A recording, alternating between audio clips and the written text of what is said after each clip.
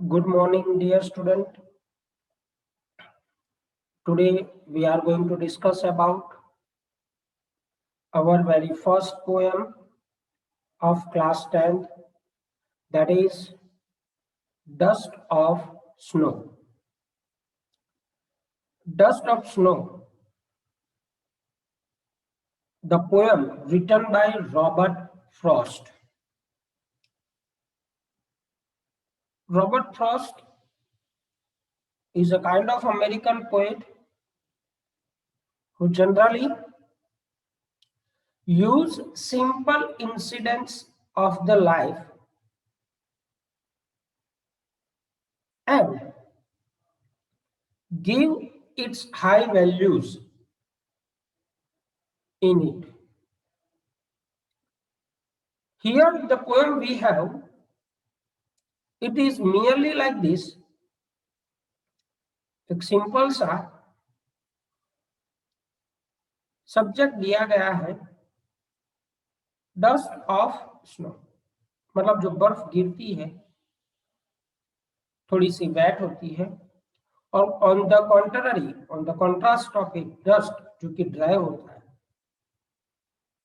तो ये जो पोएम है, इस पोएम के अंदर at the initial stage of the poem हमें यह बताया गया है कि उसका मूड खराब था और बर्फ थोड़ा सा उसके ऊपर जब गिरता है, स्नो गिरता है, तब it changes it's mood. Now in this poem, what you exactly want to tell us? Let's look by reading the stanza given here and just having an idea about that stanza, what exactly has mentioned in it. That is what we are going to look. The way a crow struck on me, the dust of snow from a hemlock tree. Here dear student, आपको याद ये रखना है कि hemlock एक किस्म का poisonous plant होता है जिसपे व्हाइटिश कलर के छोटे छोटे फ्लावर होते हैं। वो एक पेड़ के नीचे हमारा जो पोएट है वो खड़ा था, and certainly there came a crow, वहां पे क्रो आता है, sat on one of the branch,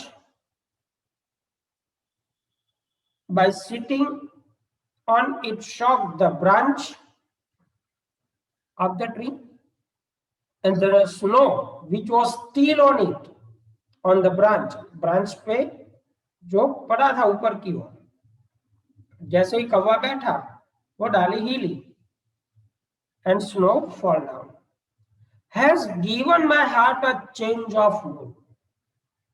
इतना छोटा सा incident has changed the mood of poet and saved some part of a day I had ruled. मतलब जब ये घटना घटती है उससे पहले हमारे राइटर का मूड अच्छा नहीं था, बिकॉज उसने बोला ना यहाँ पे of a day I had ruled, मतलब जो अब तक का दिन था it was unhappy, sad, but by feeling that snow on his body, his heart got happy, change of mood.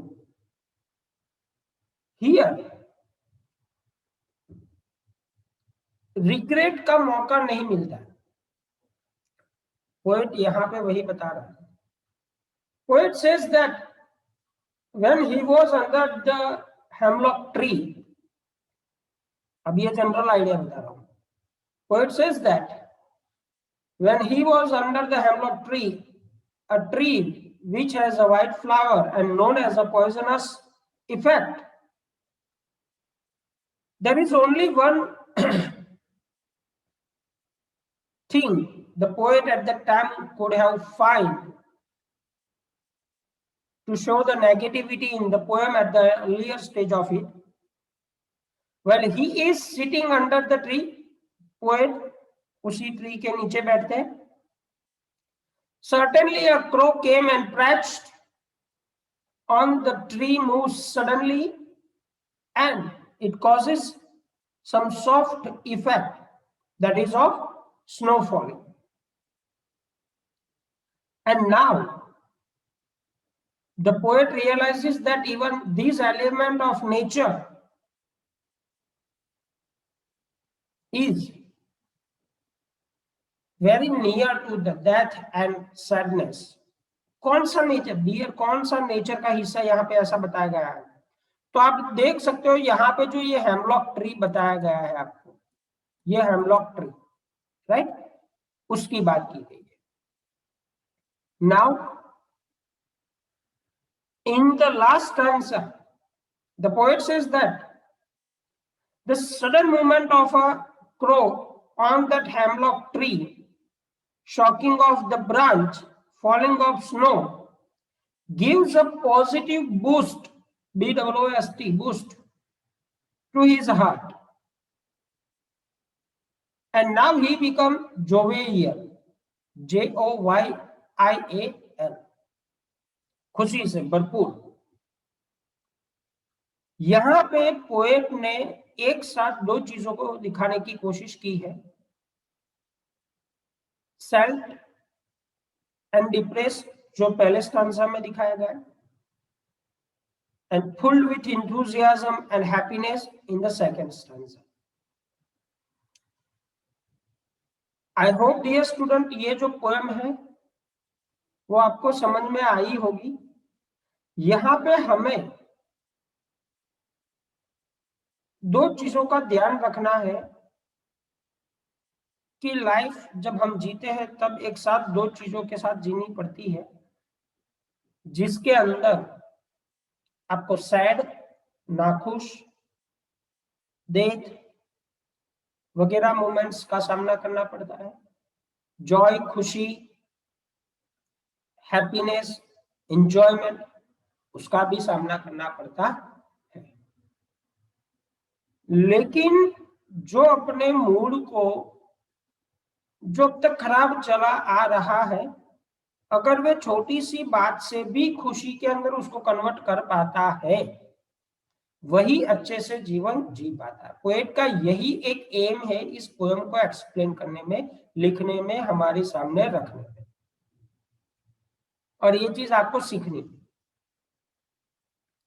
इसके अलावा लाइफ में बहुत सारी ऐसी चीजें आती है जहां पे हमें कुछ डिप्रेशन वगैरह फील होता है, लेकिन उन चीजों से हमें परहेज करना होता है कभी कभार, लेकिन उसको पकड़ के चलते रहना, that is our foolishness, right. So here we can say only that hemlock जो ट्री है, क्रो जो है, वो बैड ओमेन है, डिस्ट्रक्टिव है, डेथ की ओर कोरिलेटेड किए गए हैं. लेकिन यहाँ पे आपको जो स्नो बताई गई है, क्वालिटी ऑफ पॉजिटिविटी बताई गई है, हिलना, धीरे से पवन आना, ये सारी चीजें यहाँ पे आपको पॉजिटिव बताया गया. तो जब भी आप किसी में कुछ भी देखो तो सबसे पहले पॉजिटिव क्या है वो देखने की कोशिश कीजिएगा, ताकि आपके साथ भी वो चीज पॉजिटिवली अटैच हो पाए. अब डियर स्टूडेंट, ये जो पोएम है, इस पोएम के अंदर कुछ लिटरेरी डिवाइसेस भी है, वो हम देख लेते हैं. सबसे पहले जो लिटरेरी डिवाइस हमें पोएम में दिखती है with in the title itself, dust of snow. ये जो डस्ट ऑफ स्नो है वो दो ऑपोजिट आइडिया को एक साथ दिखाने की बात है. डस्ट ऑफ स्नो, दो ऑपोजिट आइडिया को एक साथ दिखाने की बात है. सर कहां से दो ऑपोजिट आइडिया हुए? सुनो, स्नो जो कि एक वेट फॉर्म है, आइस वेट होता है, डस्ट जो कि ड्राई होता है. तो यहाँ पे वेटनेस और ड्राइनेस दो अपोजिट कॉन्ट्राडिक्शन हुए और उसको एक ही लाइन में बताया गया है, तो ये हमारी या तो ऑक्सीमोरन एंटीथेसिस बनती है, मतलब ऑक्सीमोरन बनती है या तो एंटीथेसिस बनती है। इसके बाद दूसरा यहाँ पे बताया गया है दूसरे स्टांजा की जो पहली दो लाइन है, has given my heart a change of mood.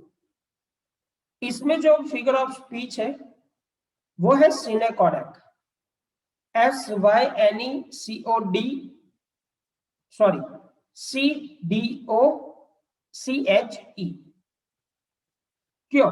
क्योंकि यहाँ पे जो हार्ट है HEART, हार्ट का मतलब सिर्फ पोएट के हार्ट का मूड चेंज नहीं, पोएट का पूरा जो विवरण यहाँ पे बताया गया है। माय हार्ट का मतलब एक छोटा सा हिस्सा, बॉडी का एक छोटा सा हिस्सा। जब किसी चीज के छोटे से हिस्से से पूरे की पूरी बॉडी के बारे में हमें मालूम पड़ता हो, तो वैसे सेंटेंसेस के अंदर सिनेकोडेक नाम की फिगर ऑफ स्पीच अप्लाई की जाती है। आई होप डियर स्टूडेंट, ये जो मैंने एक्सप्लेन किया है वो आपको समझ में आया होगा। At the end of the poem, after understanding the stanza, after just having an idea about the stanza explanation and the literary devices that is used in the poem, in the last, I would like to say only that almost everyone has had similar experiences in some point of time in their lives. हर एक व्यक्ति को उसके जीवन में ऐसा कभी ना कभी समय आता है, and I have no expectation, maybe ऐसा नहीं हो कि मे बी बाकात हूं इसमें।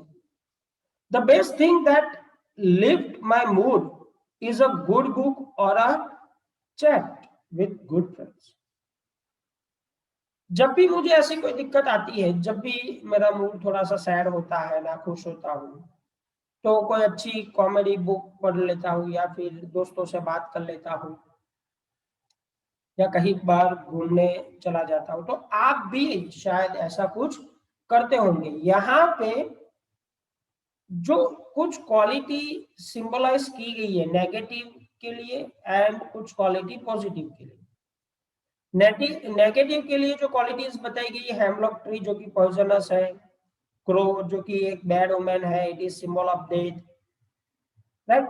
लेकिन बर्फ का गिरना, स्नो का फॉल होना बॉडी पे, ये पॉजिटिव है।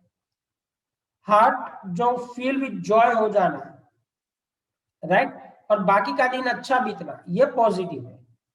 तो आपको पूरे दिन में वही चीजों पे फोकस करना है जो आपके लिए अच्छे बीते हो। Thank you very much. आप इस पोएम को एक और बार पढ़ लीजिएगा। अगर डाउट होता है you can contact me, right, and keep preparing yourself.